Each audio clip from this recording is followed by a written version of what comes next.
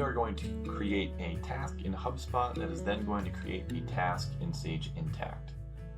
Now these tasks do need to be a part of a deal in order for this to work properly. So I'm going to create a task within our best deal ever. And I'm just going to call this new task for best deal ever. And obviously you can tweak all the settings below here. I'm just going to create this one right now. And you should see that this created a new task within the deal. And if we go to Data Blend to run our workflow, which shouldn't take too long, and is now complete, we can go into our tasks section of Sage Intacct. We can see our new task has been created. New task for best deal ever. In this video, we're going to be walking through HubSpot to Sage Intacct, and we're going to create and update tasks. So from the wizard section in Data Blend, these are the selections you'll make. Hit next. You will then just need to select the HubSpot credential that you set up previously. By default, you start with this HS Body Preview field.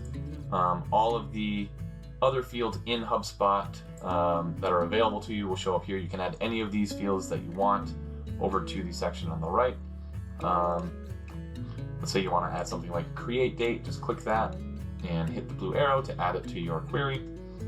You can filter on this data set as well by choosing any of the properties and operator and then entering in a value to filter. I'm going to leave it unfiltered for the time being and then just move on to the next step.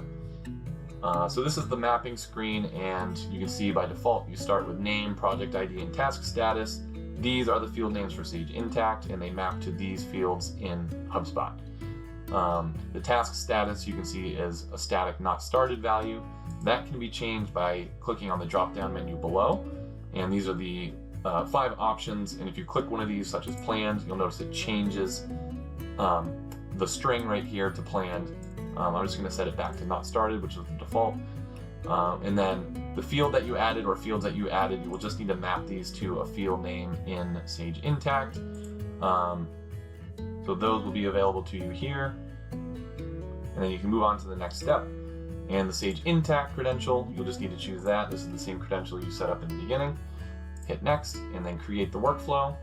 And then you can either run the workflow now, favorite it so it's on your dashboard, or schedule this to run using the scheduling options here. And this will collect tasks from HubSpot and then create tasks in Sage Intacct. And that's it.